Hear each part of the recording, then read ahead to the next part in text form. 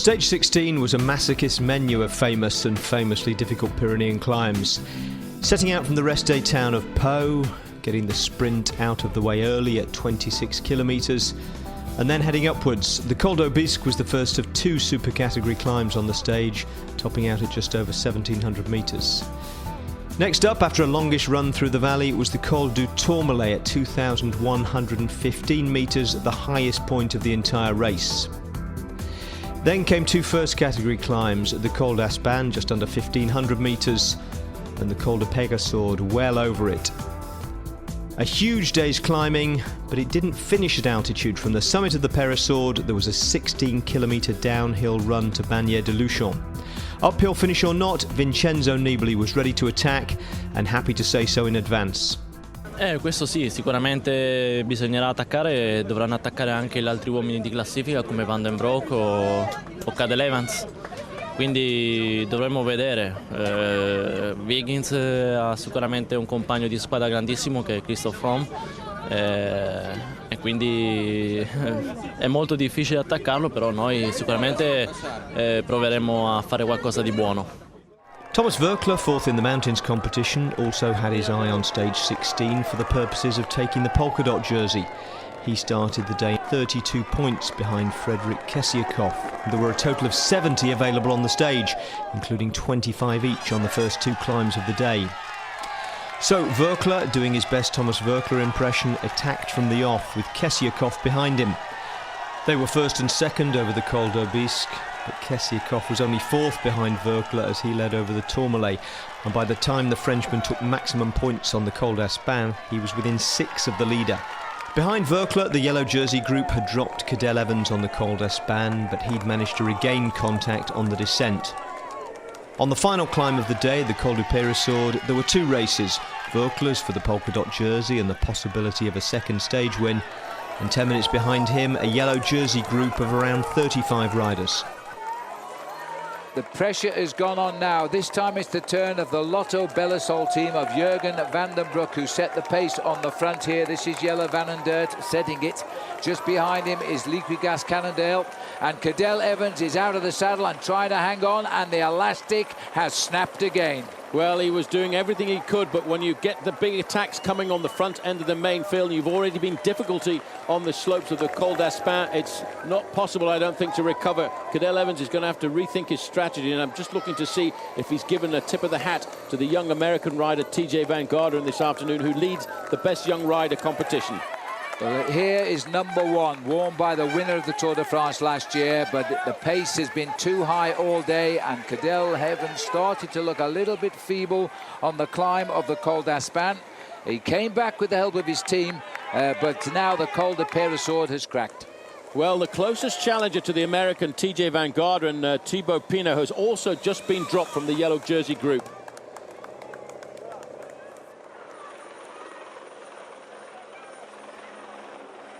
Now then, it's another acceleration. Just looking down at that group where you can start to see the gap and the distances which are appearing. And that's Thibaut Pinot there. He's about to get picked up by the next group on the road. So the youngster, the Benjamin, the youngest rider in the Tour de France, Pinot, having a bit of a hard time. There he is. You can see just in the distance there with the white jersey on.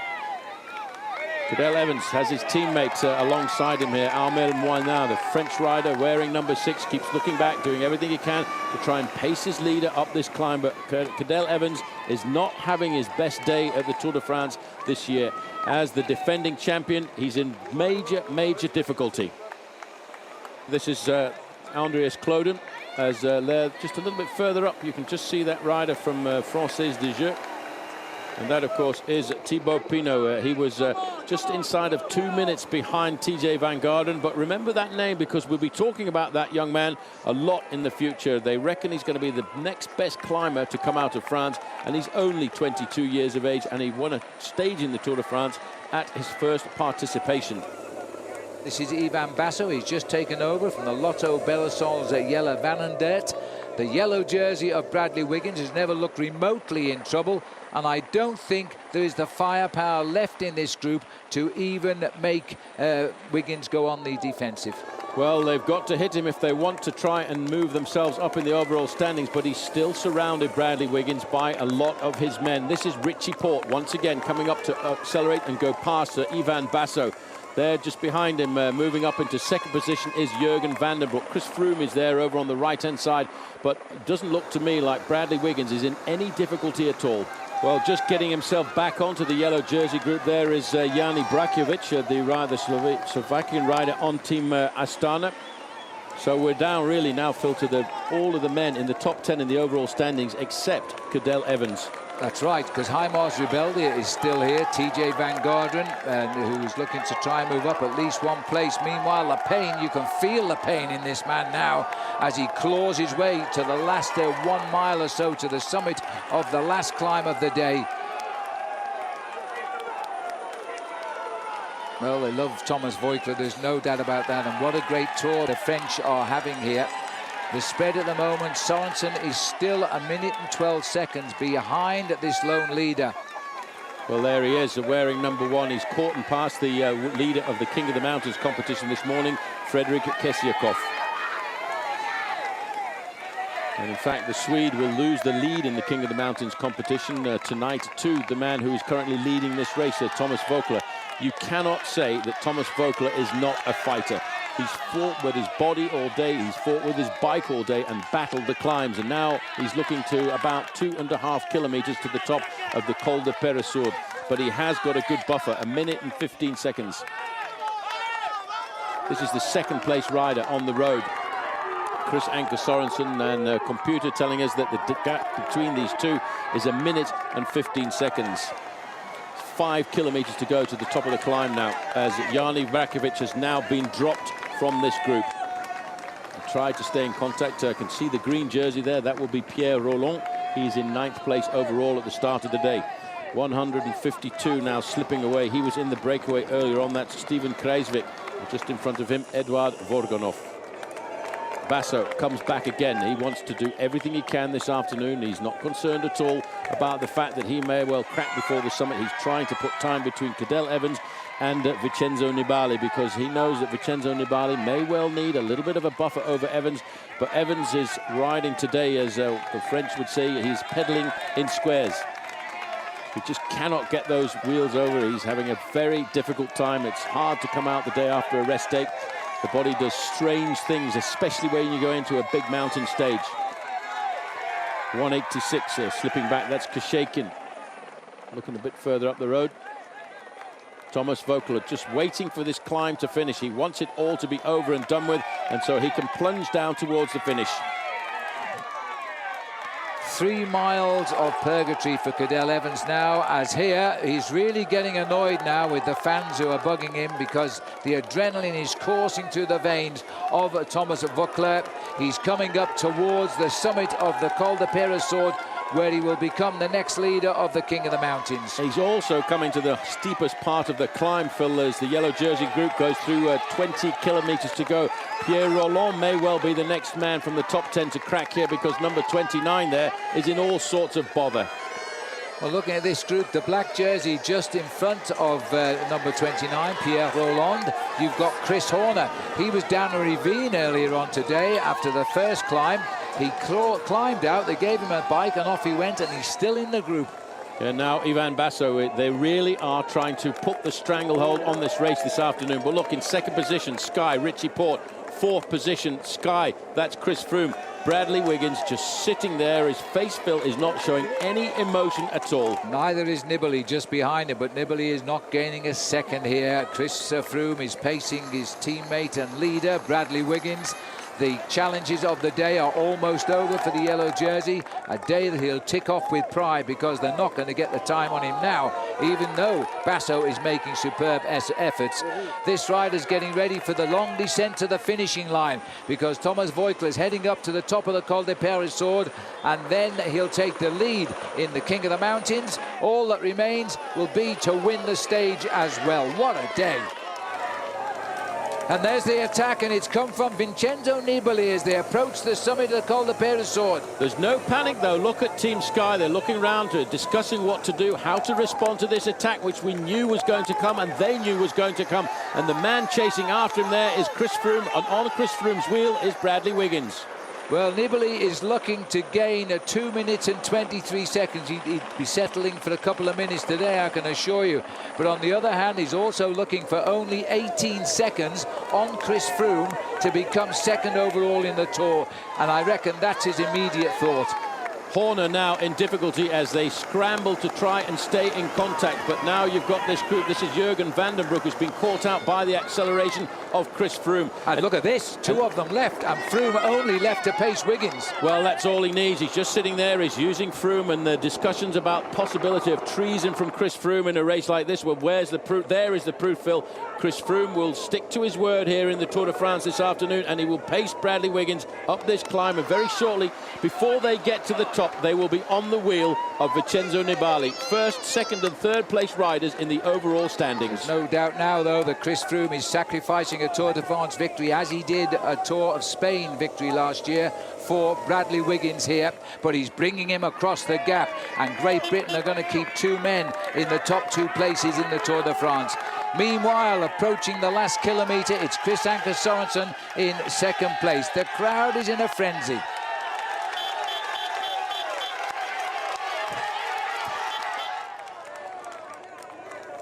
Nibali's gone again, Phil. He's got out of the saddle.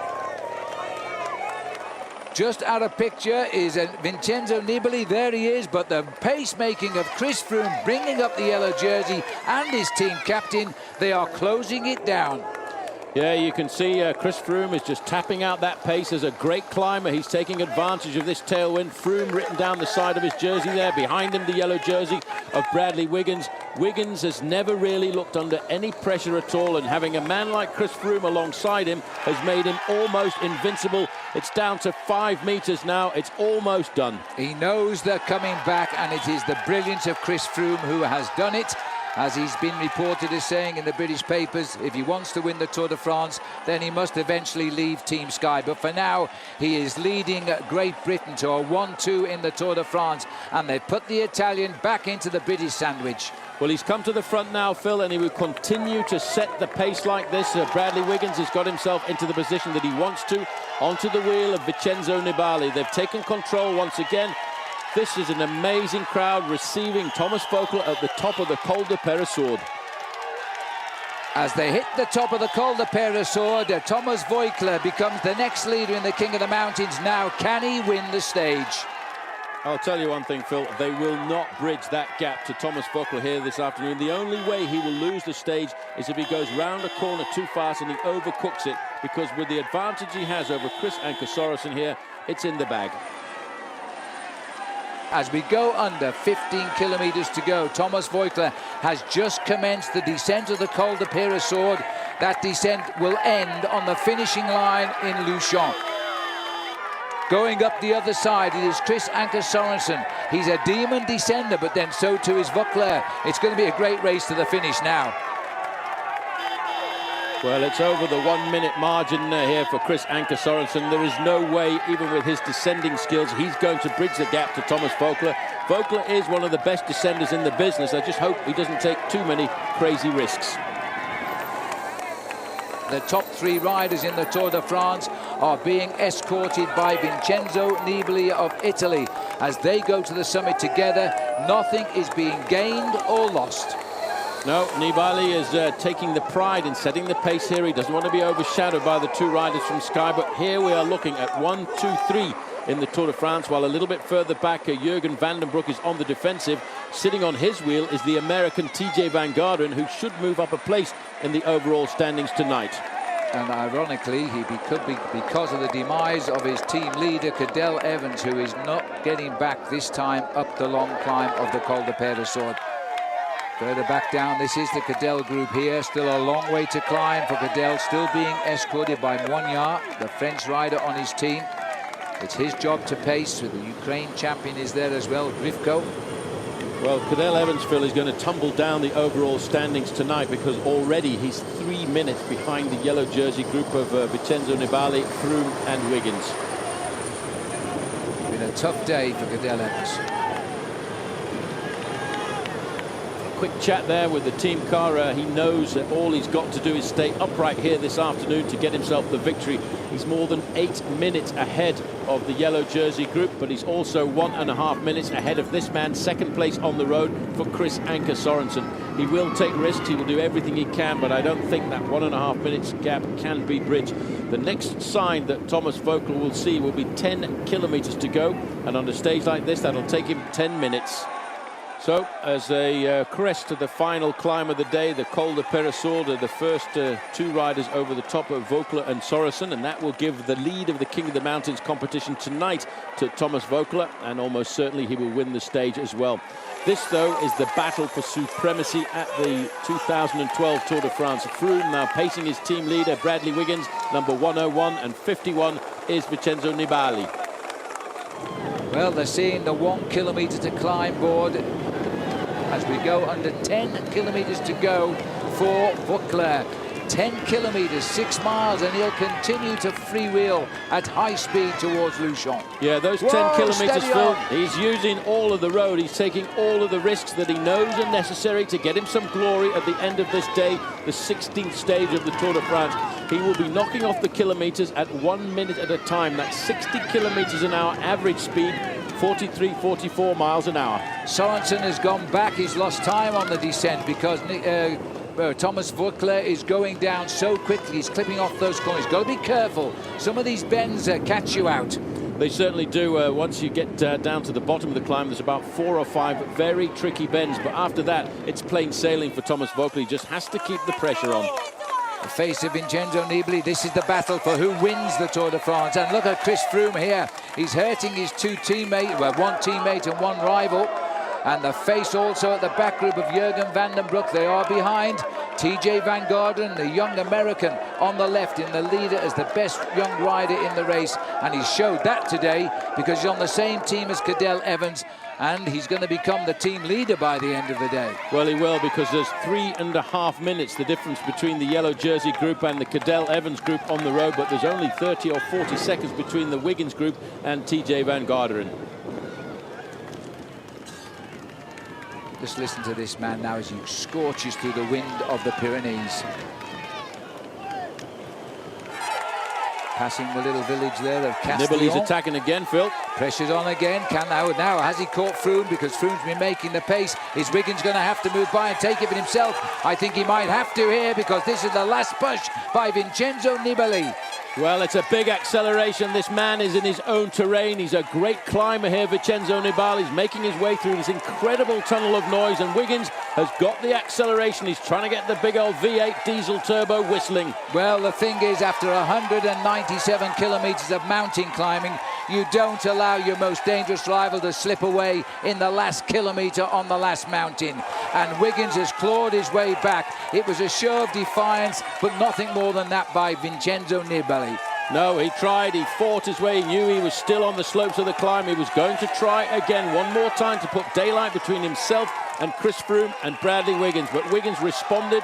He didn't panic, he didn't try to jump onto the move, he just accelerated naturally and progressively up to the wheel of the Italian. As we come to the top of the last climb of the day, the Col de Peyresourde, what it has shown to us today is the top 3 riders rightly hold the top 3 places in the Tour de France. Nibali, Wiggins and Froome go over the top, 7 minutes and 3/4 behind Voeckler. Well, the result of the King of the Mountains and the Col de Peyresourde now means that Thomas Voeckler, with 5 kilometres to go, leads the King of the Mountains tonight by 4 points over Fredrik Kessiakoff and Chris Anker Sorensen in third, but a fair way back. So this could be a great move today by Thomas Voeckler. He may well, in hindsight, have won in the King of the Mountain. Look at that face. Is this man determined or not? He races for France, and he's never happier than when he's in the lead. Well, Phil, you never would have expected this in the first week of the Tour de France, when he was still recovering from that tendonitis he had in the knee, which had him pulled out of the Critérium de Dauphiné, prevented him from riding the French National Championships. He was at the back of the pack on numerous occasions. Then all of a sudden, he's in the front of this bike race, and he he is enjoying himself. I know it's hurting like mad at the moment, but once he gets to that finish line in about 4.5 minutes time, he will be a very happy man. This is Vincenzo Nibali, who's going down with the yellow jersey, and there he is, marking his man, all the hills behind him. A big day for Bradley Wiggins to tick off, and he hasn't conceded a single second of his yellow jersey. And Chris Froome has done his job. He kept his man in the hunt. Now he's being the ticket collector in the three-man descent. On the climb itself, still going up. Cadel Evans, last year's winner of the Tour de France. He won't be taking the final yellow jersey to Paris this time around, as the clock still counts and over 11.25 minutes now. Well, the situation, as you saw by the clock there, he's going to concede over 4 minutes to Wiggins by the time he gets over the summit of the Col de Peyresourde. So it will be his teammate, TJ Van Garderen, who will be the highest placed of Team BMC. The American proving to everyone that in the long term, maybe his turn one day will be to win the Tour de France. We are not far away now. We're getting into this beautiful town here. 2 kilometers now. We are in the streets of bagneres de Luchon, one of the most famous towns throughout history in the Tour de France. If he doesn't stop at the finishing line, he goes straight on. He will go into Spain up the Col de Portillon. I've got a feeling he'll stop at the finishing line today. He's seen enough of the Pyrenees. Well, I have to say, Phil, we're going to be looking at pretty close to 5 minutes deficit for Cadel Evans, and his dream of defending his Tour de France championship from last year will go out of the window in the Pyrenees. Yes, Evans has gone over the top there about 12:15, which is 4 minutes and 50 seconds behind the yellow jersey. I think the spirit's gone. He realised this is it, and time now no longer important. He can't recoup it. Well, Thomas Voeckler was the last stage winner, by the way, in bagneres de Luchon. That was stage 15 in 2010. So he's doing exactly what Fedrigo did in Pau 2 days ago, because he was the last stage winner in Pau. Well, in 1983, the winner down here into Luchon was the great Scottish climber Robert Miller, who won the King of the Mountains. So I wonder if it's going to be the same thing for Thomas Voeckler this afternoon. Enjoy this one, Paul. At 1 kilometre to go, Thomas Voeckler is already celebrating. He's looking over his shoulder. He may or may not know that Sorensen is chasing him, but he's not going to close a minute and a half now. Team car's gone up, shaking his hand. This is a great moment, and he's had some big moments in history in the Tour de France. This is the main street in Luchon here. This is where all the restaurants are. What a way, what a great day when you're French. Enjoy the crowd. Tomorrow he'll be in the spots of the King of the Mountains, and he was the King of the Mountains today, that's for sure.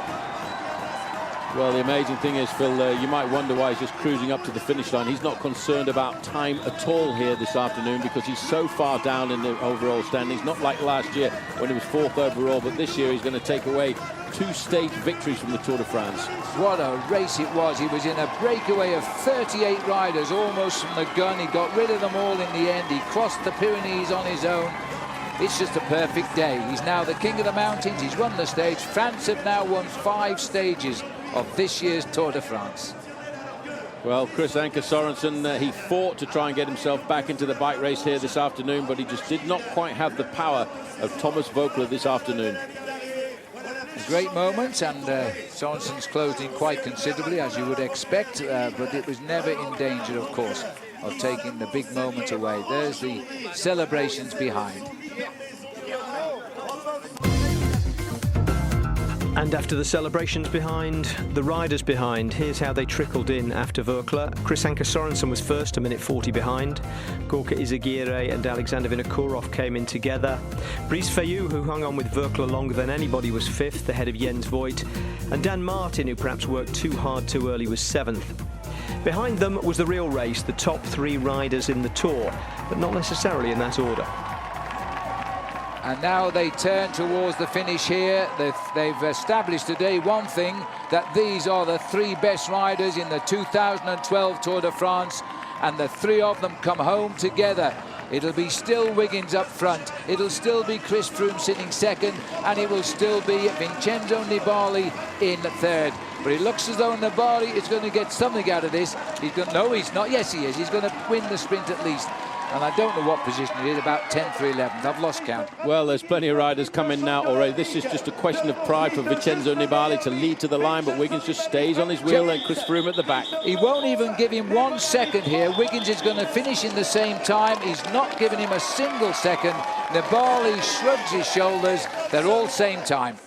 All except Cadel Evans, of course. He was another 3 minutes 49 back, and his handshake with George Hincapie as he crossed the line looked as much a gesture of resignation as thanks.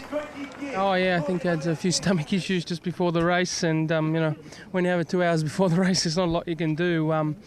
Yeah, I didn't think it would affect me in the race, but obviously that's not my normal level, and it's pretty much Tour de France over for me. It looked that way. Evans had slipped from 4th to 7th, over 8 minutes down on Bradley Wiggins, and was no longer the leading rider on his own team. He was 1 place down on TJ van Garderen.